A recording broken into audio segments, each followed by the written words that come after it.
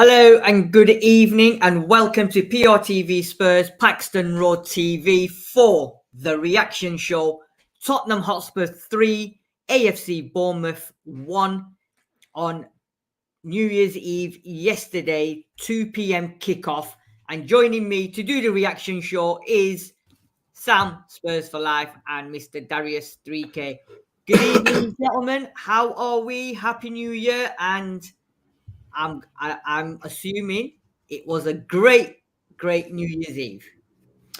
I spent it working and sleeping, so fireworks kept me up. Sounded like I was in Chicago for a little bit, but apart from that, it was pretty good. It was a very simple New Year's for me, and Tottenham, unlike other clubs, didn't ruin it either. So I was happy. I slept like a baby. It was great. Good. And yourself, Sam? Yeah, I was just for New Year's, just a quiet one, really. Enjoyed the game, so it was like nice to just chill out. But yeah, all good, man, all good. Here to decide whether we're in the title race. Yeah, exactly. Is he already on that again? This is it. You're right. So before we go forward, if you're joining us in 2024 and you didn't subscribe in 2023, please make sure you subscribe to PRTvSpurs and Paxton Road TV. Smash that like button, guys, ladies, children, whoever's watching, wherever you're watching, because 2024 just gonna get better and better, and we'll be live to bring it all to you. So, in case nobody remembered, Tottenham played Bournemouth at the Tottenham Hotspur Stadium yesterday. And although everybody was probably predicting a win for Spurs, I think it was a lot harder than what we expected. Sam, I'm assuming you watched the game. Darius, I believe you watched some of the games. But I watched about the first half or so. Yeah, so first, before going into the game, how confident were you? And then as the game went on, we'll talk about that in a minute as well. But briefly, before the game feelings to during the game feelings, how was it, Sam? So for me, what I said was obviously playing Bournemouth. They were on a brilliant run, but for them to go and win 5 Premier League games in a row, they've never done that in their history. Top flight football is hardly ever gets done in the Premier League. I know that there's teams that have done that, but the likes of Bournemouth haven't. So I always thought it's going to be a hard stretch. In the same way that when we was playing our games, it's always going to come to an end. We were at home. I did think it was going to be a tough game. I know we didn't do a preview show, but I think I was seeing a 2-1 in that for Spurs. Definitely a Spurs win. But yeah, when we come to the stats, you'll see it was a closer game than probably anticipated. Bournemouth, you can see again why they are where they are, and the manager's definitely done something well. But a win, 3 points, 1 point off Arsenal, 3 points off the top. Darius? Yeah, to be fair with you, I'll be honest. I actually predicted another loss solely because of the form of Solanke, the form of Bournemouth. I think it was kind of crazy. I don't know. It's not great to go against the club. I thought, all those things of them being informed, Solanke scoring bags of goals, the height of our defensive line, coupled with the style of Bournemouth and the height of their forward players, I thought it was all a recipe for disaster. However, the players, from what it seemed like in the first half, played really well.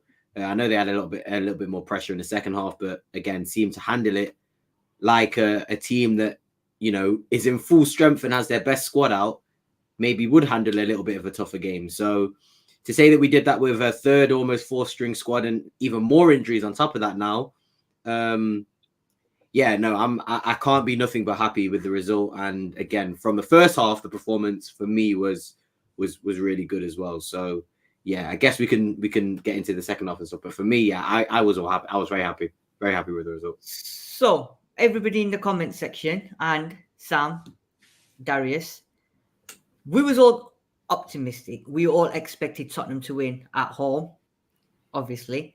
But who, like me, at 1 o'clock, when you saw the team sheet and you saw a certain player's name pop up on that team sheet, was running around, jumping up and down, like, what the F is going on here? How is this man back? And let me tell you something. His missus was the first one to put the news, apparently. She put it on her Insta or whatever it was to say he's fit and he's in the team. My God, that just my mood. Seeing that guy. Sam didn't believe me. When I told him, he didn't believe me. Yeah, I mean. I said to him, I was like, yeah, Bentancur's starting. He said, no, he's not. Stop lying. And I said, I'm being serious. He's actually starting. That was just, I think everybody in the stadium. I mean, I don't know if you saw it when they were reading the team news out. I put it on my TikTok channel as well. When Bentancur's name came out, oh my God, that if that stadium had a roof, it would have come off, because the roar for his name was madness. And that for me, I don't know about you two and everyone in the comment section, as soon as I saw that name on that team sheet, I thought, you know what, there's no way we're losing this game now. No. Sam? Yeah, let me backtrack a little bit from what I said about us definitely winning the game. I thought it was going to be a tight game. Yeah. Obviously, when I got the news of Bentancur, when I was like questioned, I was like, you're talking mess. Come on, stop messing about. I was like, come on. And like I said, because I didn't look at the thing, I didn't look at our WhatsApp page or nothing. So I was just assuming that was a joke. When I saw that, it made me think all kinds of different things. But seeing him in the lineup, obviously, is a massive, massive bonus to us. And you can see he's just such a difference maker. He was cool in that number 6 position, picking the ball up. So I can imagine what it'd been like for you lot in the stadium watching him, because obviously in the stadium, when you're watching a player, it's different than watching him on TV because you can get to see. So I guess I'm asking you, after when Darius tells his bit about how he felt, what you're saying, Sid, because I'd like to know what he looked like playing, because he looked like a Rolls Royce again. He only lasted 60 minutes, but we know that we need him. We know we're going to need him. Darius? Yeah, he was amazing. He was so, you know what it is? I think he just brings like an air of calm around the team. There's nothing rash. And I'm not trying to get onto Bissouma in order to praise Bentancur, but as good as Bissouma is and as good as the qualities he has, 2 red cards this season, he is rash and he does go into challenges and maybe does things a little bit rash. So when you have that calm character and that demeanor around your team, it almost creates that calm around the team, and everybody doesn't rush, doesn't make brash decisions. And if things do go a little bit hairy like they do in the second half, people are able to work their way through it with a bit of confidence. So I think he's just an incredible player. Him and Kulusevski again will be one of the best signings we've made in a long time. But it just shows you how much it's actually kind of crazy, sort of how popular he is amongst the fan base and the players, and just how much confidence he gave us when we saw his name in the team sheet. Because it did almost sort of 360 or 180, should I say, my thoughts on the game, because it was like, oh, well, now Bentancur's in the team, and it's like, oh, Bentancur saw Kulusevski, or sorry, Bentancur saw Lo Celso. That's almost like, that's a pretty decent midfield. So yeah, no, I've got to give him all the praise in the world. He's one of my favorite, if not my favorite midfielder. And I was saying a lot of different players earlier on this season. So yeah, fantastic. Before I just give you my little bit on him, our very own Sean couldn't make it tonight. He did come to the game yesterday and he was buzzing. He's at London Bridge sipping, having a beer, but you can't hear us. But Happy New Year to everyone, including ourselves. Sean, enjoy your stint in London, because I'm sure you'll be proper celebrating, and get home safe tomorrow or whenever you're going back. Right. So got to the stadium. Obviously the buzz. And then when the teams came out, then they showed the players, as they do on the screen, Sam, as you would know, the team comes out and they show it on the stadium. Bentancur's name, I think there was already a buzz about him. I think people were buzzing that he's playing. But when his name came up, I've never seen a roar for such a player come that loud. Even on the way home, when I was listening to Talk Sport and all that, they were talking about it, and they said that they've never heard a player's name being said in the team lineup and the stadium going absolutely mental. It was, for me, it was a bit like, watching one of the TV channels, watching 60-Minute Makeover, and you get Bentancur to come on to do a 60-minute makeover, and then you take him off. That's it. 1 hour's up, time for adverts, and he goes off. Because when he plays, it's just like, Sam, you'll notice, the Cadbury's caramel advert. He just takes it, sits back and takes it easy with a Cadbury's caramel. Because, yes, he came back straight away. He slotted it. I was quite surprised, actually, and so was my brother, my son. He took the number 6 role. We thought he'd be further forward, but they dropped him. Yeah. Go on. Now, I was going to say, we thought he'd be a little bit more further forward, but then looking at what we had, it made sense for him to start at the number 6. He was a little bit rusty at times, but what do you expect from someone who's been out for that long? You know, but he did everything he had to do. He broke up play. It was like a Rolls Royce. Some of the things that he was doing with the ball when he got it. And I don't know about you guys, but I know for me and a lot of my sons and a lot of people in the stadium, just seeing him on the pitch makes a massive, massive difference and gives the team such a massive lift. And boy, It does. For 60 minutes, I don't care because now we know he's back. And I think the whole plan was just to play him for 60 minutes, maybe, just to get him back to fitness, ready for the next game. So massive, massive lift. And you know what? That set it all up, to be fair. That was it. And we will discuss it further, but you've got to give his missus dues because she broke the news and well done. You know what? With Bentancur, he's becoming, obviously, as a crowd favourite. He's become very much a crowd favourite. He reminds me similar to what Lamela was to Spurs, but in a greater sense because of the way he played the back end of last season and since he's been here, to be honest. And you know what? I think there was some sort of mind games going on because when I had nothing in the press conference that he was fit. I heard he was training. But then somebody said, oh, that's still because he's due to come back in February. And I anticipated he'd probably be back end of January. So to come back now, there must have been something, you know what I mean? Some games being... And this is what I'm saying about Postecoglou. Just moving on to that. Did you see the little BBC interview that he's giving when he was asked? Oh, fam, come on. This is what's making me kind of... Anyway. Leave that to the end. Because I want to talk about that. You have to explain me that. You have to explain that. I want to leave that to the very end. Or should I put my AirPod in and listen to it, or are you going to explain it? No, we'll explain it at the end because I want to talk about Postecoglou because there's a couple of things I want to talk about. I want to talk about the incident. There was, I saw a few things happen. Yeah. And we'll talk about that. Yeah. We'll get into it later. Absolutely. Right. So we'll talk. We'll read the comments through in a minute as well. Let me just. What's going on here? I don't know where. Oh, here we go. Right. So, where are we? Here we are. Right. So, 3-1 to Spurs. Right. So, in terms of possession,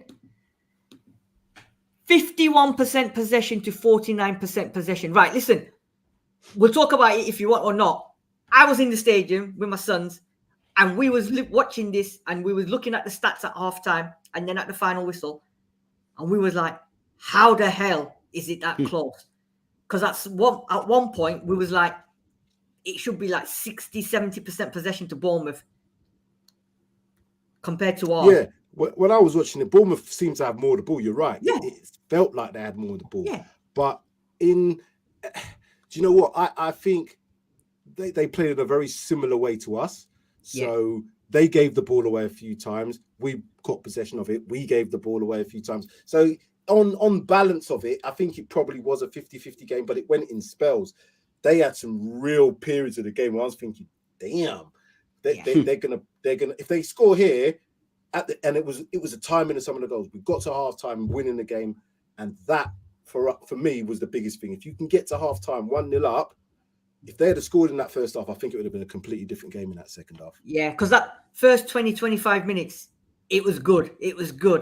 And then for some reason, it just sort of, somebody must have flicked the switch and we just turned off. And the atmosphere was like, oh, what's going on here? And to be fair, there was a lot of people thinking, if they get one here now, they're going to get another one. And it was sort of doing, it was sort of going around the stadium. Fans were like, oh, what's going on here? We need to get that second quick because Bournemouth kept attacking. And it was like, if they get one, who knows? 12 shots to their 24. I think first time this season I've seen a team come to Tottenham Hotspur Stadium and come almost double the shots that we had. Although we had 50% of ours on target, 6. They only had 4 on target. And that speaks a lot of volume about our midfield and our defenders, which we'll talk about later as well, because I've got a little bit on our defence. It's a good way to see out 2023.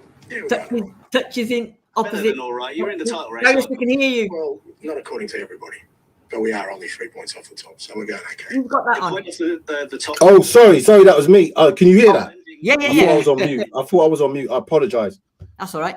I was just trying to cue it up, but it's gonna Copyright strike, Sam. I know, so I forgot we can't Copyright. even do that, can we? I was No. gonna do that. Sorry. I was That's queuing right. it up, but I didn't know it was in the background. Yeah, touches in opposite box. 36 to Tottenham. They had 41 touches in our box. Big chances 3 to Bournemouth's 1. Big chances missed. We missed 2. They missed 1. Accurate passes 355, 81%. They had 344, 85%. And keeper saves 3 and 3 each. Sam, Darius, we discussed this. I know you only watched the first half, Darius, but obviously possessions, the shots, I was quite surprised at, but on target, not that much. Talk to me about this then. What anything stand out to you guys? Oof, I mean, it shows that, you know, when you look at the passing and the shots, looks like Bournemouth use the ball a lot more efficiently in terms of creating chances. But then again, you look at the quality of shots, and it might not be that high because I believe the XG is not as high as us as well.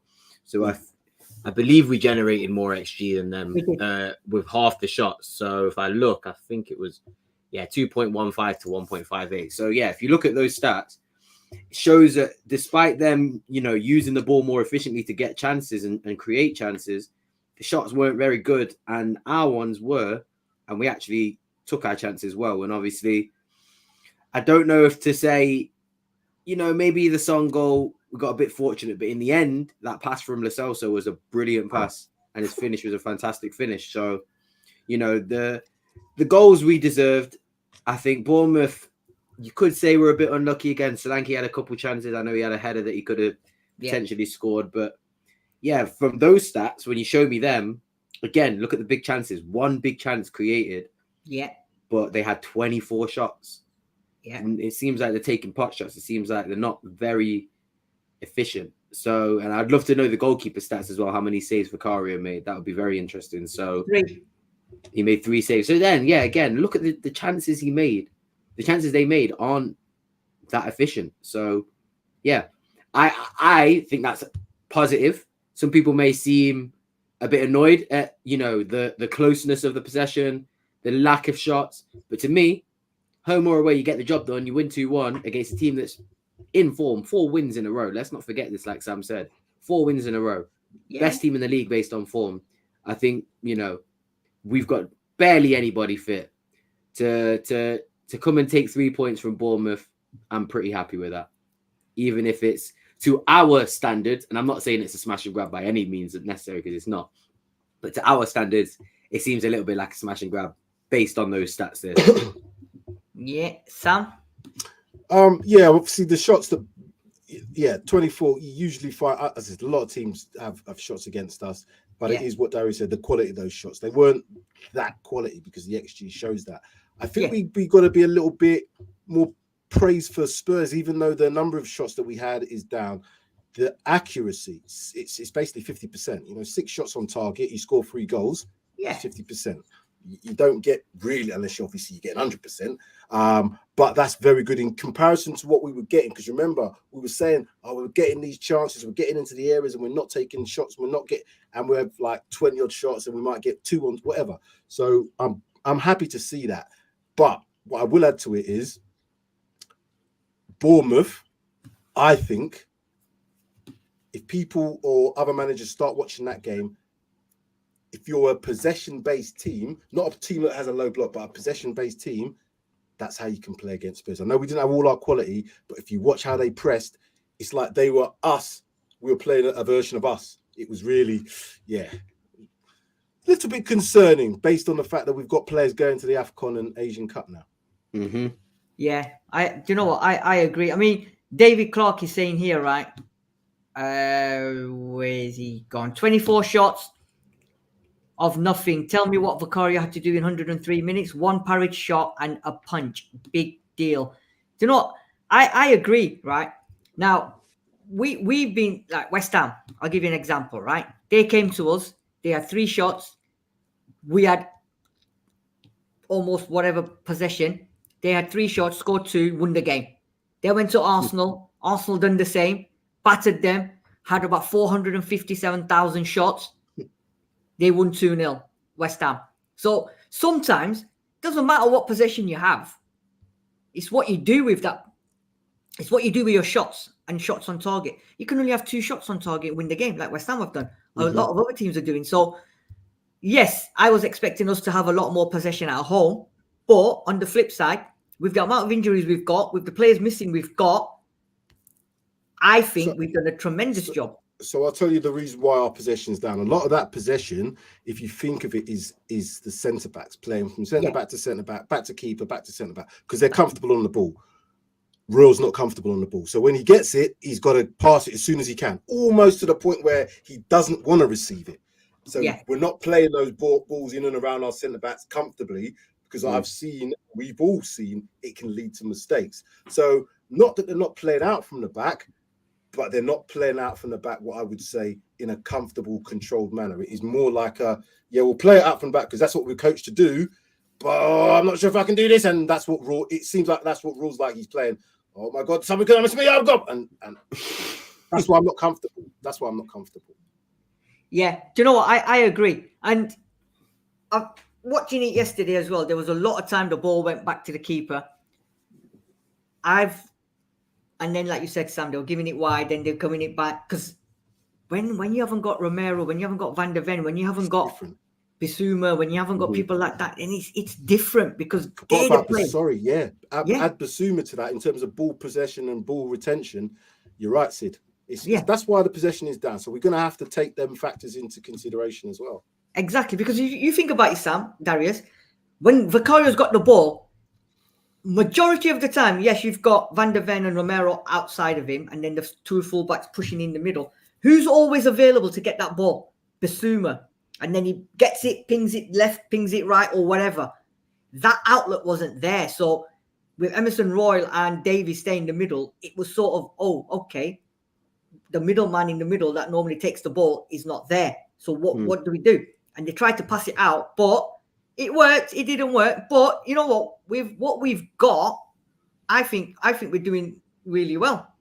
I think we've done well, you know? So let's have a look. So as we were saying, in terms of the team, we went with, which was a surprise, but not a surprise really. It was what it was, wasn't it?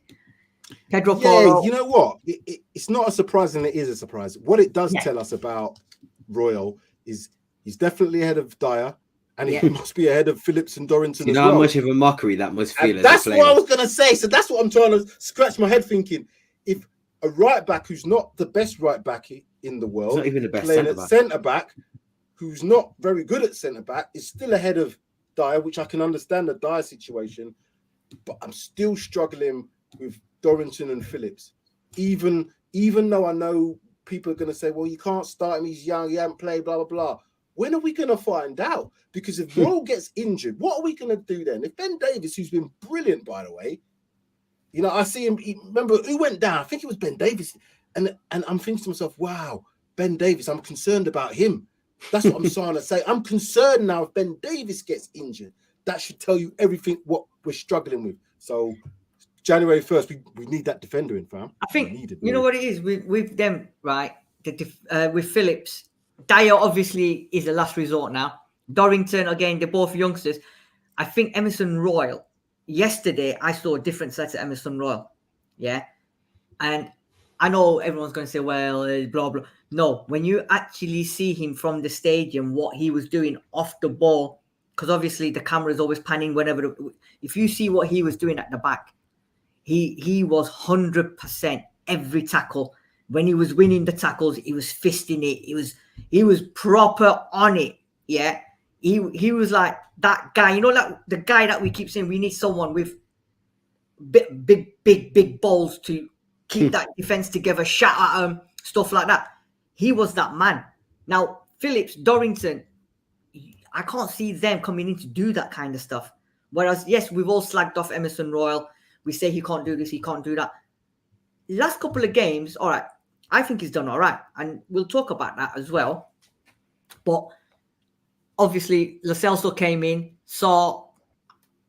played. I thought he played really, really well up until that injury, and I think Dino Dinosaur was asking about an update. As far as I'm aware, he posted on social media yesterday that things are always worse than what people say. So, or something along the line. So I think he's fine. I think he's fine, and he'll be going to the AFCON. I don't think he's going to miss out. I think it's going to be the one that's worrying me is Valise. He was shook though. He was shook. Yeah, he thought shook. it was worse, and that was it. I think he said when you think something's worse than what it actually is. So he's as far as I I'm probably aware, told him a week, and he was like, "Yes, yes, probably, you know, get me on that plane." Yeah, you know, but yeah, I thought Lo Celso had a good game. I think Sarr done well. Johnson went missing now and then, but Sam Johnson's frustrating. Sorry, I was going to just take on from your point there. Johnson's frustrating, but again, you got an assist. Another one. Exactly. I was going to say this is what we discussed the other day. Do you remember? And people were tagging the off frustrating thing about him because I think he can do more. Yeah. But I put back to back what he's actually had an assist today or yesterday when it was. He had 2 assists in the game before, and I think probably one probably before that or something along those lines. But we wanted more from him, and I think the reason we're wanting more is because we know that if he doesn't play well or perform well, there ain't much behind him at this moment in time. What did you lot think of? What was I going to say? Not Sarr, Son. Because I was saying to Darius that, you know what I mean, he's going to the Asian Cup. I don't think he's going to put it in. Not to say he's not going to put it in, but he wants to avoid injury because he's the king of Asia. So he has to go. And even if he broke both his legs, I think they'd plaster him up and they'd still try to play him for a career because that's how important he is. But do you guys think he put in a captain's performance yesterday? Because I did. I thought he did well. I thought he did well considering the circumstances. Yeah, I think he was. I mean, Sid, I'll be really quick because I think you'll have a much better answer than I will. So I just think, like Sam said, Son, and I can't be mad at him, just looked like he didn't want to get too stuck in. You know, I think he saw Sarr. I think he saw Sarr and he thought, you know what? I'm not having that. Nah, man. I want to go. So he just and you know what, Son? That guy's got a whole damn nation on his back now. Yeah. He's gonna feel more pressure this next month than I think he ever will have felt at Tottenham since he's been there. God, so I think, to be honest with you, Son, go on, man. I hope he wins it, and I also hope they lose as quickly as possible. Drew's not saying, Son was missing for most of the game. He got a goal. Come on. Chose to be. You know what I mean? He got a goal for us, and he was involved. He was doing his pressing. He made a few mistakes, but you're right. He weren't going in for no challenges. Like I was not. No. And I saw a couple times when I think he got caught and was fouled by a few players. I'm thinking to myself, he's going to get vexed here because he don't want to get nowhere near an injury. Nothing like because obviously Sarr, that's another story. Different story. Good afternoon or good evening. We've got Ian from Australia. Good day, mate. Good day, mate. We've got to say, mate. Right. My thing on Son, right? I thought he had a quiet game. Now, whether what you guys have said and what you said, Darius, whether because it was his final game and then he's gone today to link up with his squad, was that on his mind? I think 100%. 100%. Like you said, Darius, he's got the whole nation on his shoulders for that, and they're counting on him. As friends said, you can count on me no matter what we do. But I think he went missing quite a lot in the games. There was a couple of times when he got the ball and he was running at their defense, and then it was a bit like catch the pigeon. When he saw a couple of Bournemouth players coming to him, he just went, break. I saw that as well. Let me go backwards. Let me go backwards and get rid of the ball. No way he's going in for that. There was one where I think he was actually ahead of the player, and I think he was going further ahead. Yes. And I think there was one guy that was really quick yesterday from Bournemouth, but I can't remember his name. But he started to then catch him up. But whereas Son would have come inside, you could probably get fouled then. It looked like he just went, as you said, and turned back and passed it back. Yeah. Funny, man. Yeah. Can't But I blame tell him. you what, though. Can't blame him, but it's No. what it is, isn't it? No, but you know what? He's saying is, do you see the video of Son being a true captain, telling individuals what's required during the game and release and that when they were leaving the pitch, didn't play great, but captain. Do you know That's what? I'm saying. That I mean, yes, he went missing, right, David? But when it matters, when you need him, he's there. And I tell you what, the Valise one, the Saw one, anytime one of our players went down, Son, you could see. Even when he had that chance in the first 2 minutes when he missed it, yeah, you could see the frustration on his face because on a normal day, Son buries that, yeah, but he didn't, and you can see the frustration, and that's what I love about him as captain. He leads from the top. He leads. He sets the example, yeah, and he gets on with it. Okay, I've missed that, but I'll come back, and he got his goal. I don't blame him at all, yeah, for going missing some parts of the game because. Nope. He wants to go on whatever, but he didn't neglect the whole team. He didn't say, I'm going away, so sod you lot. I'm looking after myself. No. That's just his character, though, isn't it? Like, Exactly. Son is a very honourable, very, very honourable person. And I don't think Sonny will ever, not play for whatever badge or whatever team he's playing for. So, 100%. a muted Son will still probably put in, like he did on the yesterday, a 7 out of 10 performance. So 100%. we should be just glad to have him, 12 goals, like they said, 12 goals, 5 assists. Ronnie, we're not 12 hating on goals. him. We're not hating him. I can't hate on him. We're not because he's hating our him. top goal scorer. Yeah, We're gonna miss him, man. He's been 100%. a brilliant captain in all the circumstances that we've had of Harry Kane leaving. I know he's not even been mentioned. That's how much we've done this season. We're not even really mentioning Harry Kane as Kane is having one of his best ever seasons. Exactly. Yeah. And everybody, bar nobody, was saying that's what was going to be the thing for us. Paul Merson, all them pundits were all saying, you can't take out a 30, 35 goal a season man and do anything. Exactly. That's it, you got F. And look what's happened, because you know why? People have stepped up, but we've also got a captain who would have done this. He's done what he was going to do when Kane was going to go City. He stepped up into that position and taken it on because he knows he's the man. And the other thing as well, like you said, Sam, we're not hating. He's our captain, man. We, no matter what, he's Tottenham through and through. It's everybody else that were hating on him.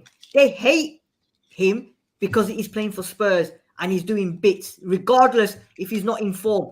Like you said, Sam, they all said Kane's gone. Watch Son dip. 12 goals and 5 assists already. You know what I'm saying?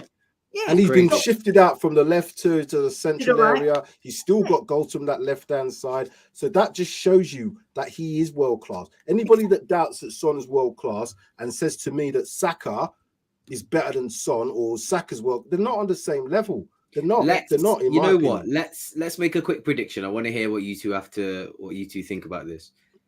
What do you think Son finishes on? Bearing in mind he's away for Asian Cup, so what is he missing? 3 games, 4 games? Well, he misses. Or what's the max? We've only got one game, Prem game. Well, we've got 2 games in January. We've got Man United and then Brentford, and then we got early Feb. We go back to Everton, so potentially 3. Let's say 3. Let's say 3 Prem games. So 3 games. What do you think Son finishes on? Goals and assists, Premier League only. Go on, Sam. I'll let you 12 go. goals, 5 assists in the Prem, so right? he's got what? He's got 17. He's got 12 goals and 5 assists so far. He's got 17 goal involvements. I'm gonna say that he goes away, comes back, just in the Prem. So if this is just in the Prem, I'm thinking Prem only. Prem only.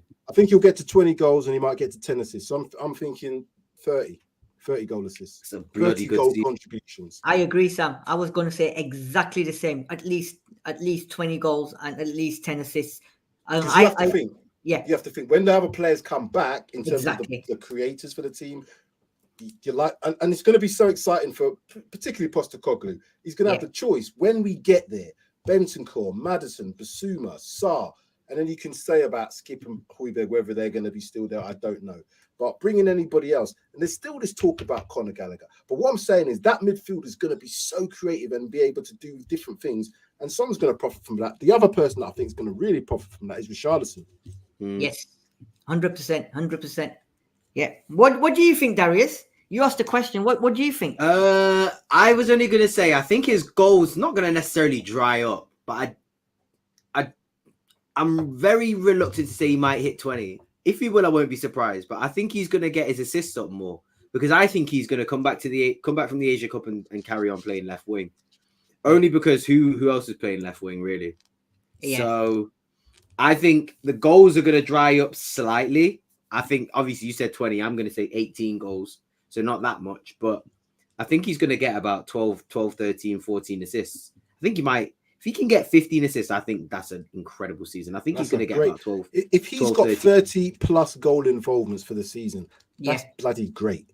However you break it down, whether that's 15 and 15, 30 goal involvements. You're right. Yeah, 30 exactly. goal involvements is bloody great. Yeah. And you know what it is? The only reason I say that is because Maddison will come back, and I don't even think he's going to gobble up too many assists. I think Maddison he's like the pre-assist person, you know. He's the pass before the assist person. I think Son is going to make those runs from left into the middle. Maddison will see it, and Richarlison will have an easy tap in as Son puts it across the box. I think we're going to see so many goals like that when those three are really all firing. So, yeah, no, I really think his creativity is very, very underrated because he still scores a lot of goals, but he really is important. I'm very worried for the next three Premier League games. I'm not. There's one big glaring elephant in the room question that I want to ask. Is for me, it's a good positive to have, but it's still a bit of an elephant in the room. When we have got all these players fit, and we've seen Kulusevski has been brilliant in the number 10/8 position, but he plays out on the right. Mm-hmm. What's going to happen when the midfield is stacked with the players that we know can play in that midfield? Johnson, we all know, can play better on the right than he plays on the left. Is it just a case of rotating? Does Kulusevski get us the nod ahead of Johnson? Do they battle for that place? Is Son just the only player that's going to play on the left because Kulusevski could play on? It's good problems to have, but as a starting player, I'd want to be in that team now in the post-February bit. Kulu solidified his place in the starting lineup. Whether people like that or not, I'm talking about from an Ange Postecoglou perspective. I think if you look at what Kulu does for the team, he runs yards, he's creative, he's all. I had my doubts about Kulusevski. I think he wasn't great. I think just because, and everybody who said that he was playing well at the start of the season was only really using the. He's run the most kilometers in the Premier League. That's all I heard was he ran the most kilometers. He wasn't actually playing great, but now he's actually playing well. And you back that up with the amount of legs he puts on the pitch. I think it's like Saar. If we took him out of the team, I think we won today. That's great. But if you take Kulu out of the team, I think you might see a drop off, and you're wondering why. And then when he comes back in, you're like, oh, he is maybe more important than we think. The reason I was asking Sid, and I appreciate that, Darius, but you ain't been and watched them play this season. Yeah. Sid knows, and I know, on that right-hand side, as good as Kulusevski has been, he don't beat too many players with pace. He beats them through trickery, and as what's happening with Saka this season, double up on him. You start doubling on Kulusevski, you're going to have to start doing amazing things. You need to be able to get the ball over the top so he can go or do the thing. And Johnson gives you that. That's why he's got his goal involvements at this moment in time. Kulusevski being in that middle bit has got the ability to jink one way or the other and doesn't have to beat too many men with pace, because you can beat one man and just play a passing. Maddison's going to be playing that role. We have to have, in my opinion, there's a load of conundrums here. It's great. But what do you think? The Kulusevski one, I think, is the biggest one for me. Right. I think, right, and I agree with what Juicy's saying. Johnson and Richarlison seem to be having this understanding, right? If you look at Johnson's social media account yesterday, I don't know if you guys have seen it, he's posted a picture of when he kicked lumps out of Richarlison when he was doing them keepy-uppies. Remember, at the City Ground last season? Oh, yeah, that was funny, that was. Yeah, and then he's posted a picture right next to it with both of them celebrating the goal yesterday, and he said, how time flies. 1 minute I'm taking the shit out of him, and now we're doing this to each other. Well. Yeah. So I agree with Juice. The understanding between Johnson and Richarlison is phenomenal. You look at that goal yesterday, Johnson, when he gets the ball, he's not even looked in the penalty box. He's turned, twisted, gone. Yeah, he's not even looked at that. He's looked at the ball. He's not even looked in the box. And he knew who was going to be there. And this is what I'm saying. Richarlison will benefit more Yeah. from that type of play than he Exactly. would do from somebody who jinks in and comes inside. Because Yeah. when you make that run, you've got to make the run across, and then someone's got to slip that ball. More often than not, you're going kind of away from the goal, and the ball's kind of going away from the goal. When it's Yeah. coming from the wide area, it's coming across. And what he did yesterday is prime number 9 striking. You know, get ahead of your defender, get a touch on it. It's a goal. Yeah. Kulishevsky offers a different thing because they more cut back on the byline sort of thing, or he comes inside and tries to take that curling shot. Yeah. If we want to get the best out of Richarlison as a number 9, we've got to have wide players that go wide sometimes and get crosses in, or play it over into the space for him, like what we've seen yesterday. So it's like So, Gamecock and saying here, rotate Kulu and Maddison, Johnson on the right, new player on the left. Facts. That's going to be difficult conversations. If we sign Conor Gallagher, it's going to be, I'm going to have to change my tone. And I'm saying if because it's a big if. But if we sign Conor Gallagher, he replaces Kulu in terms of that engine on the pitch and engine around the midfield, because he runs just as many yards as Kulu. And that makes me then think, because Maddison has, you know, got the history of injuries, let's not, you know, beat around the bush. Incredible player. Absolutely love him. But, you know, his time at Leicester and now, despite, you know, he couldn't really help the ankle injury, so I'm not going to get onto him for that, but he has got a history of injuries. So for me, it's going to be between Kulu and Maddison, so you can rotate the minutes. Yeah. I want Gallagher. I really think Postecoglou will fall in love with him. And Gallagher, I think Gallagher feels a lot of profiles.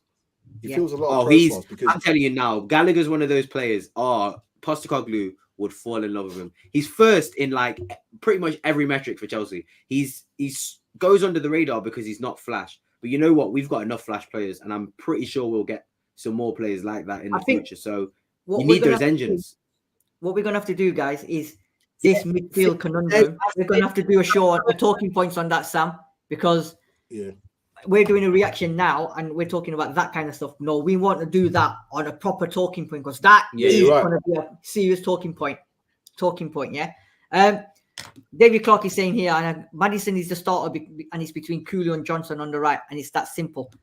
For me, if that's the case, right, though, he's just not effective. He's not as effective on the right. It's not as simple as that, David. I disagree, because I personally think Kulishevsky, the way I saw him play, was the closest thing. And I know it's a bit of an exaggeration because he's one of the best, but he's the closest thing I'd seen to what we could consider a Kevin De Bruyne for us, because he's got an engine. Kevin De Bruyne has got that. He's got the ability to jink and create and shoot from outside the box. He's got all that, and he proved that he can go box to box. And that's why I think, for me, you know, that might be his position in that kind of 8/10. He's not going to beat too many men and go past them on the outside. That's what I'm saying. So, question for you, and I just want a quick, brief answer, right? That Johnson run, for Richarlison's goal. If that was Kulu in that position, was that a goal or not? I know what I'm going to say, but I want your opinion on that. And a quick, brief one. If that was Kulu in that position where Johnson was, what would have been the outcome? Very quickly, it would have just been, it may have been a goal, but it wouldn't have been like that. That's all I'll say to that. Okay, so if you watch the goal, they were high up. They were high. It was a high line that Bournemouth played. Johnson done the double run. He run back slightly and then made the run forward. The ball was played over, and then he went. And as soon as that ball was played, Richarlison knew he was going to be there first. You know that. As a forward, that's why Richarlison was ahead of his player. All I'm saying with that, Kulishevsky, even if he'd have made that jinked run, I don't think he gets away from his player too much. And then he gets there, and then it's a 1v1 against his defender, as opposed to I can get the ball crossed in quickly. So I don't think we scored that goal. I think we may have got another type of goal, but I don't think we would have scored that type of goal, if that makes sense. Yeah, exactly my point. Are we going to talk about then Sarr's goal quickly? We'll talk about all three goals. I mean, first goal, obviously. Talk about Sarr's goal. What did you think of that? I think it was a great finish. I was crying for people to have a shot from outside the box. What a finish. And he was having a top game as well, up until the injury. I mean, Sarr, when he was at Mets, I think he scored quite a few goals like that. And I remember seeing him score quite a few goals like that. He's a good striker of the ball. We've seen him strike the ball quite well, but, you know, it's not necessarily gone on target or it's just gone wide. So it's nice to see, you know, initially Bentancur winning the ball back from the bad pass from Neto, and Lo Celso grafting hard to win that ball with the 50-50. Every aspect of that goal was a good goal for me. And when you see Sarr bury it like that, I think personally Sarr can increase the amount of, you know, goals he scores, because he's a very good striker of the ball. But no, it was a good goal from all aspects of it. From Bentancur winning it to the finish. The finish was a very, very good finish. Yeah, Sam. Yeah, it's quite simply, the goal came from pressure, but the actual finish came from a shot from in and around the outside of the box, which we've got to do more of. And Darius made the point. I saw a load of goals that Sarr did that when he played for Mets. So unfortunately, we might not see him for a little bit, but that's what he needs to do a bit more of for us. 100%. Obviously, we talked about Richarlison goal, and then Son's finish for the third goal. What a finish. And interesting thing, there was a lot of stuff about it yesterday as well, and I think on MOTD as well, they were talking about it. They were waxing lyrical about how every time Son shots at goal for a goal, he lifts the ball and it goes down. They said they don't understand how this guy does it, but he always seems to lift the ball midair and then for it to come back down to score. And they were literally going, wow, this guy is just madness. I mean, what a finish it was as well, wasn't it? Yeah, but I mean, that's Son. Yeah, go on. I was just saying that for me, that's Son. I expect him in that position on that left or right foot, but obviously on the left foot, that he's gonna make that strike. There was one which he didn't, which I think even the commentators were surprised that he kind of snatched that in that game. The first one in the first 2 minutes. Yeah, that was it. That was the one. Yeah, and I was like, that's not like Son. But again, that all kept going through me. Is his mind 100% on this game? Is he now thinking about other stuff? So for me, that's what I said about the captain's performance. He got his goal. He's added to his tally of 12 goals and 5 assists. And he's injury-free. And he's now able to go after the Asian. Thank you, Son. This is it. Right. So we've talked about that. Today, I want to talk about something different, guys. So I want to talk about, and we'll talk about it, how long you want to talk about, but we've got to talk about these, right? We've got to talk about the back five, right? Tackles won, 11, 43%. Interceptions, 7. Blocks, 11. Clearances, 23. Duels won, 58. Ground duels, 49, 58%. Aerial duels won, 9, 30%. And keeper saves, 3. We don't talk about, we always want to slag off the back four. Obviously, apart from Destiny and Poro, Davis has been really good this last couple of games since we've had Romero gone off as well. Emerson Rose come in and fitted in. And like we said at the beginning, we'll talk about these. You know what? You've got to give these guys credit at the back. I mean, we've not conceded a goal from a corner yet, man. They had about 500 corners and they didn't look like at any point they were going to score from a corner. So we've got to give plaudits to our defensive coaching, and we've got to talk to, obviously, Ange for believing. Going back to what we're talking about, Sam, Phillips, Dorrington, why we're not playing them? Because he sees these guys, he trusts these guys, and it's paying dividends. So talk to me about the back five, guys. Come on. I'll be quick on this. That's fine. And I like all this. The 4 players that are outstanding at the moment for us. Definitely Vicario, top keeper, quality keeper. Udoji, you can see why we need him in that team. And for me, Poro, as well as being superb attacking wise, he's done some great things on the ball, even his touches and getting past men, jinking past men. As I said, one of our most creative players. His defensive side of things is getting better. Ben Davis is playing at a level which, as I said, I compare him to a Mini Cooper doing 100 miles an hour. But he's doing right. What I'm saying is, with Bro, he's doing as much as he can do. But how long does it last? Yeah. The reason I say that is, you can look at somebody in a comparison to Saliba and Gabriel at Arsenal. Brilliant. Everybody keeps saying they're the best defense this year, but their stats are not great. But as well as that, you couple that with the fact that Arsenal don't score enough because they don't take all their chances, it puts pressure on the defence. If these two continue in this position, we are going to get games like that. I know we're getting players back sooner rather than later, but I was just concerned that at some point a team like Brighton did put us to the sword. They really did. Sliced us up, pulled us out of position. Raw was so messed up because he couldn't. And I know he played well yesterday, but that can happen again. What happened at Brighton, and that's what I'm scared of. Oh no, I 100% agree with you, but it is what it is. We've got to deal with what we've got, and I think what we've played, what we've got. I mean, Davis. Can I play another? This is my last dilemma. I'm just getting them as they come through my head because they are brilliant. Van de Ven, Romero, not quite ready yet. Sorry, Van de Ven is going to be ready soon. Yeah. Left-sided player. Royal and Davis. Davis, left-sided player. Do you play Davis on the left-hand side? Do you play Van de Ven on the left-hand side? Do you play Van de Ven and Royal, or do you play Van de Ven and Davis? Or do you play Royal and Davis and not play Van de Ven? That was a joke. But there's a little bit of a dilemma there from a perspective of that left-hand side. Because I don't know if Van de Ven can play on the right-hand side. Can Ben Davis play effectively on the right-hand side? Is it matter? Does it matter? Is it something we just have to play your best two defenders? That's my dilemma for you guys. Darius, do you wanna have a shot at it? Davis, Van de Ven, I would play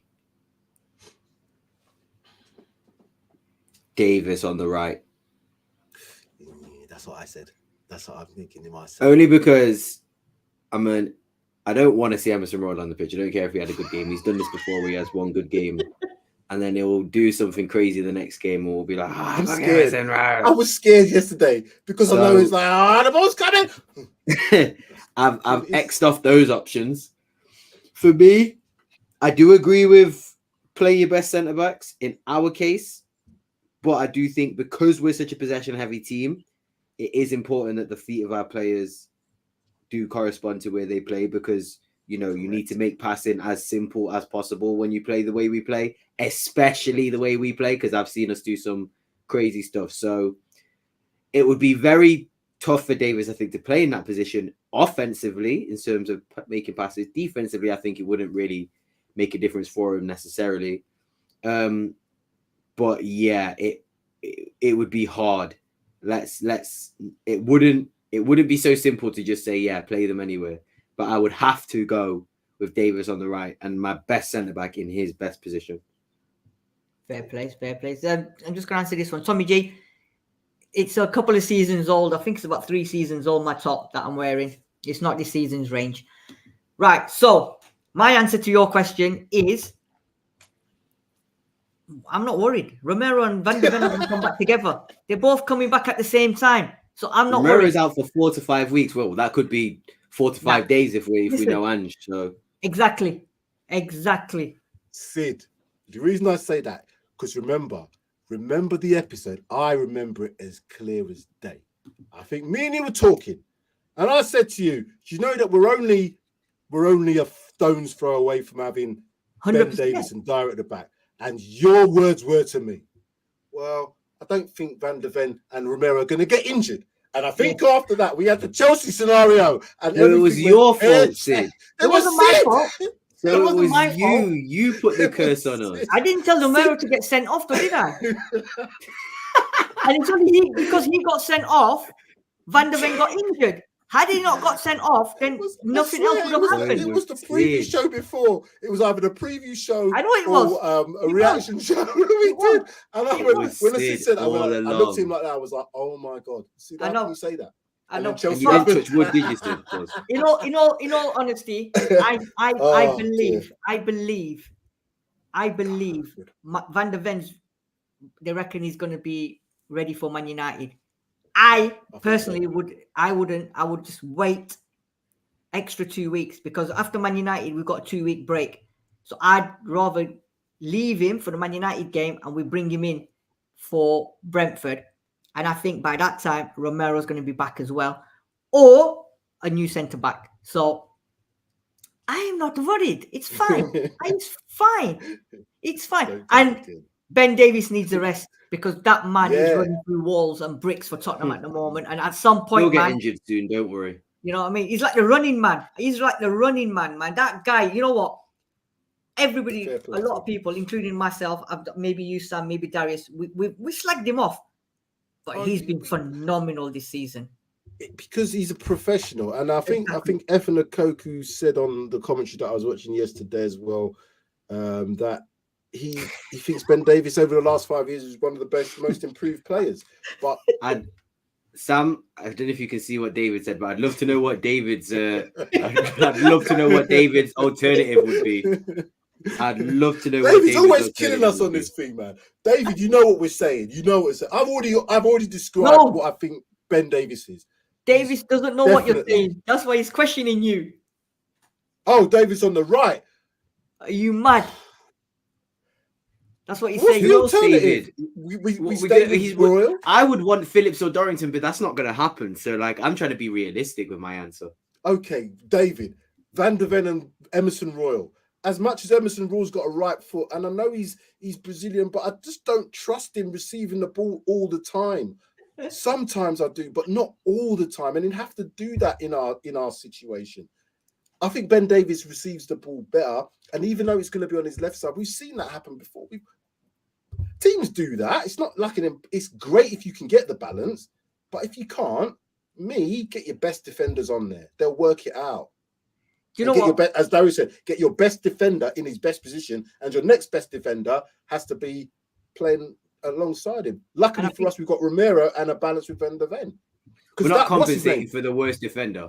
That's what I'm saying. No, but what's his name? The guy that Dragon Town, whatever his name is, the one that's supposed to be coming. Fight. If he comes, fight. Sorry, that's just me. I've been doing that all weekend. Sorry. What was I going to say now? If he comes in again, if he's right-sided, he might have to play on the left side. We just got to play these players and hope. The thing is, Sam. Problem is, if we get this Dragusin and they say fight, we're going to have a problem because Romero's going to stop fighting as well, isn't he? So we're going to have two of them fighting. Anyway, listen. As Ian says here, Ange has never believed in right or left or right throughout his career. He will play who he thinks are the best two. That's what I like to hear. That's what I like to hear. It'll be, Ange will just say, I don't care who you are, where you're from, what you do, as long as you play where I want you to play. And that's what's going to happen. Trusting our manager. Quickly. Yeah, the game's on soon. The substitutes. Quickly on the substitutes. Okay. I personally think they were a bit bizarre. Some of the substitutions he made yesterday at the time. I'm going to look now. Yeah, I thought they were absolutely bizarre. Gil came on. We had Safa Skip 31, Bentancur for Højbjerg 67. And then we had Richarlison for Lees 91, Brennan Johnson for Gill 91, Lo Celso for Dyer 91. Very strange. Since not having it. Right, let me just quickly go through them then. The Skip one was obvious with the Sarr incident. Yes. Bentancur could only play 60 minutes, so that's why he came off at 58. He looked like he could play more, but you can't take a risk with him. Yeah. Lo Celso for Dyer, I have no clue. I'll tell you why. On that one, Sam, right? We were doing so well, and then he comes on. We go to back five and we concede. How can we not concede with 4 and concede with 5? I saw the goal as well. Again, I'm not going to blame it on Dyer, but it was on his side, and it was. And I don't know about you guys, but in the stadium when we went to 5 at the back, we fucking went absolutely. I haven't got a clue. They did not have a clue what they were doing when they went to a back 5, which I couldn't understand. Why has he changed that to a back 5? Absolutely bizarre. And for me, I'm sorry, but Gil needs to go in January. I'm saying it. I'm sorry. He's got to go. I'm telling you. That's my opinion. Juice Nuts is Gil had a good cameo. He has a football brain. Shame he has no physique. Under 14s playing men's football. Unfortunately, that's him. That's it. That's it. He's a brilliant under 14 player, but he's in men's football. You could be the best under 14 player in the world. you ain't gonna make it in men's football, and unfortunately, that's him. That's him. 100%. Right, I know you guys want to go. So, quickly, briefly, sum up the game, and then sum up. We've got Burnley Friday. Is it Friday or Saturday? Yeah, and we talk about the cup. That's the cup game. Yeah, we'll talk about that. I No, mean, we don't Willis have is to. We can injury. wait. Obviously, he left on crutches and in a brace, so we don't know any more than that. And if our medical team get to him, he's out for 5 years. So just don't let him anywhere near our medical team. So we was optimistic of winning the game. It was a tense game. Eventually, in the end, we won it quite convincingly, I think, 3-1. Although, if you're looking at possession, then it was a closer game. I'm happy, and we move on. Darius, what are you saying? Yeah, I think it was from what I saw, I was impressed. But then obviously the second half, maybe we could have been a bit more improved in that sense. But again, when you do show the table, I'm pretty sure the position that we're in right now, given the month prior to this month we had, I would say is pretty good. And Richarlison 5 goals this month, Son 4 goals this month. Can't be mad, can we? So yeah, I mean, the cup game, I really want us to take seriously. I think we all know what happened last time with Fulham. Don't think we want a repeat of that. And I don't think Ange Postecoglou will allow a repeat of that, given the fact that if he can actually put on a bit of a run for this trophy, I'm telling you now, by the time our players get fit, the hunger in those players who have been out for ages, it may just push us to do something very special. So not talking too much, but everything is... it seems crazy, it seems mad, but, Brennan Johnson has more goal involvements than Martinelli and Jesus. So, yeah. Good days, man. Good days. Happy days, good days. Sam? Yeah, I'm happy because we got the 3 points. We ground out. It was almost a grinding out of a result, if you're honest with ourselves, because of the way that the game kind of panned out. But it was because of the fact that, Bournemouth were on such a streak as well. So good to get the result. Darius mentioned about Richarlison, agreed 5 goals. What's happening down the road there? Jesus getting replaced by Nketiah to start. Nketiah is now starting for Jesus because Jesus can't score goals. That's like saying, I'm going to swap Rashford for Martial. It's not happening. Don't matter what you do, they're not scoring in that position. So change it, Arsenal. And we're 1 point behind you, bastards. We'll talk about, Darius, going back to what we were saying at the beginning about Postecoglou interview. So the first question he was asked was, so now after this win, you've moved into the top 4. How are you feeling? And he went, well, if I'm not correct, if you look at the table, we're 3 points off the leaders. Yeah, and then he said, go on, so I'll let you finish it. No, go, carry on. No, and then he said, and then the guy said to him, you do the next part. The guy said to him, you all right, you're doing all right. And he goes, yeah, we're doing all right, mate. And he goes, you're doing more than all right. You're in a title race. And let Sid finish the rest of it. Yeah. What was that? What did he say after that? We're in the title race. And then that was it. That's all he said, didn't he, after that? The title race. No, but then he said, when the guy said that, you're in a title race, aren't you? And he goes, well, people don't think we are, but we're 1 point behind Arsenal and 3 points off Liverpool. So we must be in a title race. He didn't say that, but he just kind of smiled. Yeah. He just had a little smile on his face. That's it. And then that is my manager. That's my manager. And you know why he's saying that? You know what? I'm not going to be as confident as he is. But you know why he's saying that? Because he knows his boys are coming back soon. He knows. That's what I'm saying. The Benton curve. His real shooters, his real hitters are coming back soon. Benton curve was coming back. So that means, I think, I think you might be able to shave a week or 2 off a couple of these schedules. I'm telling you. I think Romero may come back a week ahead of schedule, which might be end of January. Mark this date. Man United. I think we see Van der Ven start. I think we might even see Maddison. And I think we might see a Maddison bench. Yeah. And then they said there was a scuffle as well when Lo Celso went off. It kicked off on the sidelines. I don't know if you saw it. Oh, was that because Veliz got injured and they didn't? Because Veliz got injured, Bentancur and Thingy was shouting at Postecoglou was shouting at Veliz to go down and stay down, right? Because I want to quickly bring this up. There was one part of that game when we counter-broke him completely. Højbjerg got the ball. He had Son on the left and hobbling Veliz on the right. He played it. And he fucking don't tell me he Pastor played it to him. He Valise. played it to oh my god, that was that. What are you doing? And that I thought he Valise. did it on Yeah, purpose. the guy, he's playing against us, guys. He's playing I against swear us. he did it on purpose, Sid. Yeah. It looked He's like he playing did it on against us. purpose because he was facing Shout out both to the Sean. players. And I swear to you, I said, if he plays this ball to Valise, I know. you saw him.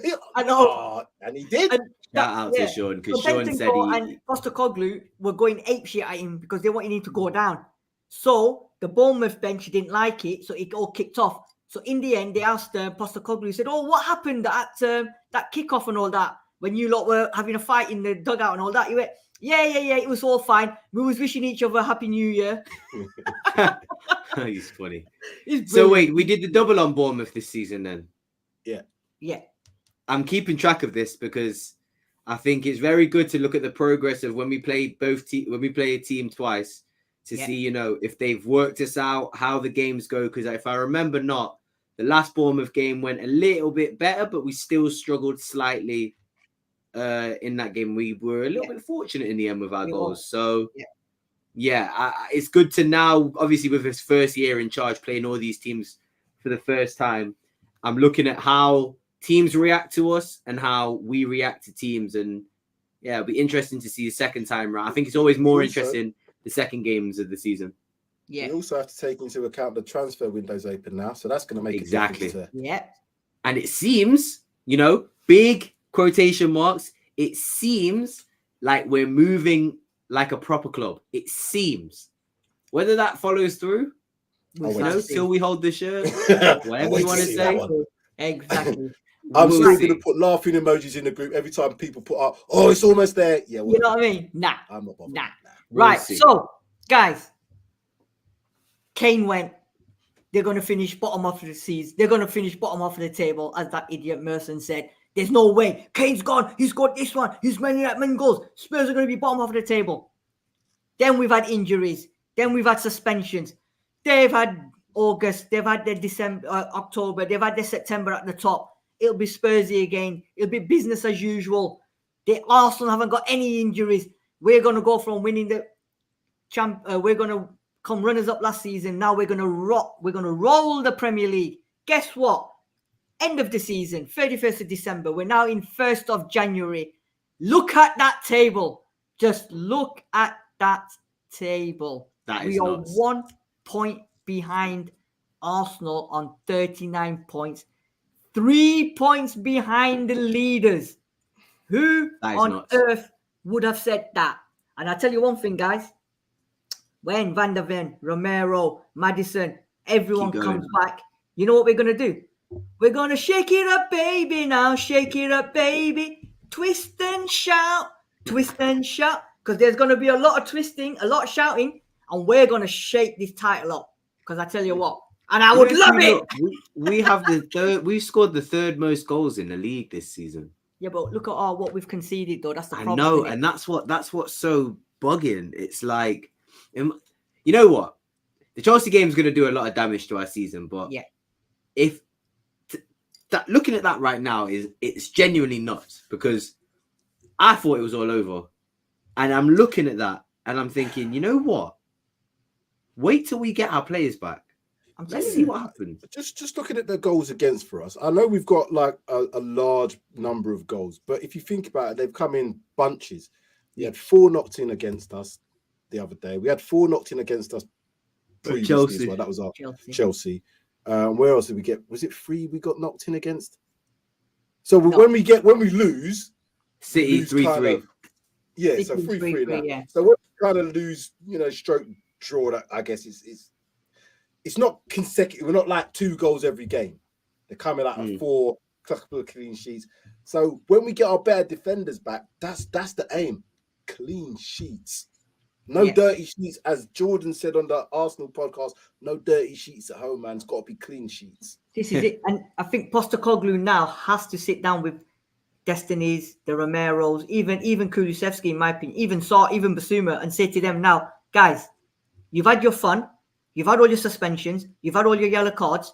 Now buckle down and fucking let's put in a shift now every week without doing stupid yellow cards and tackles and get suspensions. Because, like I said, once we're all Yeah. fit, I'm telling you now, there's going to be That clubs clean looking sheet at it. today, that goal was unnecessary yesterday. It wasn't necessary. And although we went and still obviously won the game 3-1, it takes away if I was the manager, that's what I'd be bugging me. I'll say, yeah, we won the game. Well, that would be the thing, because those clean sheets, particularly at home, is what's going to set us up to be able to mount this. Because away from home, we're going to concede goals. At home, I think we're going to concede goals as well for very, very good teams. But the teams that are not so good, we should outplay them, basically beat them by half time, and then that's it. Game's done. Yeah. And one more thing, because I know we do want to go and watch this Liverpool game. Sorry, Sid, if you can bring up, I don't know if you can bring up the table really quickly again. Every team above us is going to go deep in. I think is going to go deep in a European competition. Yes. Liverpool, Europa, Aston Villa, UECL, City and Arsenal. I both think will go deep in the Champions League. And on top of that, we'll also all four of those teams are going to want to win that competition. Yeah, so they're going to be playing full strength squads in that competition. And I think when we get our players back and we can, with additional players in January, if you can rotate minutes and really like ease players into the starting 11, knowing that you can, make substitutions and not see a drop in quality, boy, I'm telling you now, I'm not trying to say anything crazy, but the way that teams are playing, if there's a chance to get into the top 4 and even push higher than that, this is probably going to be one of the best seasons to do it. Yeah, I agree. If we're in and around the same sort of number of points with 10 games to go, if we have the same sort of start and have a finish in terms of having all the players that are available and have that strong, because we looked almost, not unbeatable because we had some close games. But we could beat every team in the league. But we could beat everybody because, we got Maddison in there. And when we were talking, now we can start talking about, we got Bentancur, we got Basuma. We can rotate that man in there. And we've seen all these players can do it. So if you get a team that's so strong that you're fighting to get into it, that's exactly what you want in the run-up to or the run-in, because everybody wants to be part of it. So the training goes up. The players' levels go up. That's why I'm excited about it. Once them players come back from February to May, if we're close, who knows? This is Let's it. not talk too much. You know what? Where we are, it's fantastic. If, when, how, why, you can say what you want, players wise, but it is what it is. We've dealt with what we've got. Yeah. And like David said, April. That April is crazy. This is that's when it's going to be shook up, twisted, and shouting. That April's going to be nuts. I need to try and find out what we April games are nuts, fam. And as they stand, but they might get changed because of the Champions League. That's But like you said, Darius, if that April comes and them lot are still in them cups, they're not going to want to be playing Tottenham. Newcastle, City, Arsenal, Liverpool. That's who we play. From April, we got West Ham away. Then we got Forest at home, Newcastle, and then Newcastle, away, City at home, Arsenal at home. Yeah. Liverpool. That's what I mean. And you know what it is? That's mad. Like you said, Sid, they're gonna have that competition, and if we can put it like this, if we have a mirror season or mirror half season that we did at the start, if we push the lead like we did and go and beat them with the players back, I think it will be a lot, there will be more to play for when you're trying to hold on to a lead. And I think the players would have a lot more incentive to defend and play like that, knowing that the run-in to the season is approaching. I think getting points on the board from now to March is going to allow us to be able to have these conversations, because I think it is still extremely premature and we don't know what's going to happen. Of course. But I think it's most important is to have the points on the board before April. So then at least we go into April knowing that there's a little bit of, money in the bank, as they say. So, yeah. People weren't expecting us to be where we are with what we've had in terms of injury suspensions. And I think a lot of people, they're not going to say it, but the hardcore fans of them clubs, and I'm talking Arsenal, Liverpool, Man City, because I've got a few hardcore Liverpool and Arsenal fans. They're bricking shits. Well, not bricking, but they're like, you lot are this good at the moment with what you've got out. They're like, we're worried because if you come back with every single one of your fit players and you buy in January, they reckon we're going to be a force to be reckoned with. And it is so true. Only problem for me is obviously Man City, because they've got nobody going to the AFCON or Asia Cup. So Listen, they're Man going to be City's Man full. City. If we are keep tabs on Man City, the closer we can keep to them, the closer we would be to be in a title race anyway. So we're in a title race as it is. Obviously, with the games that go, we could potentially be 6 points behind. I think if you can keep to that 6 point sort of gap, maybe a couple either side. I mean, 8 points is a bit much because you go later on. So 6 points, I think, is about a max. And you can get into the late Marches, as I said, because of all them fixtures that are going to come for them. I'm looking at the strength that we'd have with our stronger players who were injured in the earlier part of the season. If you just look at it from a logical point of view, they probably stay fitter towards the end of the part of the season. The energy levels will be better. The energy levels of the players that had to play all season are going to be dipping if they're in other trophies. That's all I'm saying. And this, if I'm Daniel Levy now, and obviously Postecoglou's giving him a list, this is going to probably, if I'm Daniel Levy, I would want to give him the money now for this window because of where we are, what's happening under Postecoglou. He could reap the benefits big time if he delves into his pocket and gets Postecoglou what he wants. And I just hope he does that, gives him what he wants, because I haven't seen any manager at Spurs in the last how many years go to Daniel Levy in such a promising, strong position to say, look, get me these players. Look, just look. That's it. Don't even have to say anything. Just say the word, look at the table. Look at what is happening. Are you mad? That's it. Look what I can do. We'll see. You know what I mean? Anyway, guys, that was the reaction. Bournemouth beaten 3-1 at the Tottenham Hotspur Stadium on New Year's Eve. Spurs go 5th, 1 point behind Arsenal, Man City, and 3 behind Liverpool and Aston Villa. And we've got everything to come back. Everything. FA Cup on Friday, then a 2-week break, and we go to faltering Manchester United at Old Trafford. I'm not going to tell you what I said yesterday, but we'll do the preview nearer the time.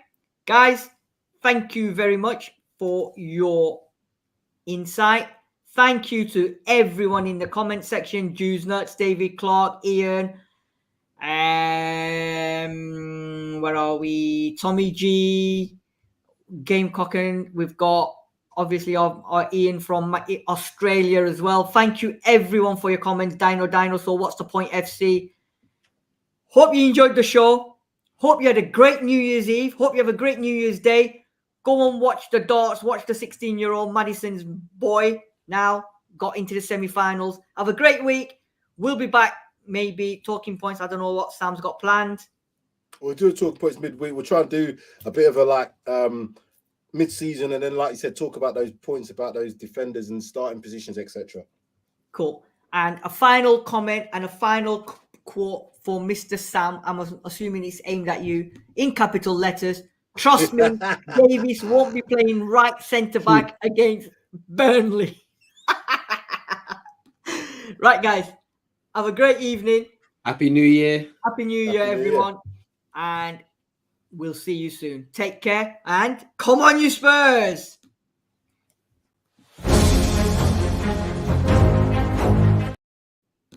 Not even that one. It's that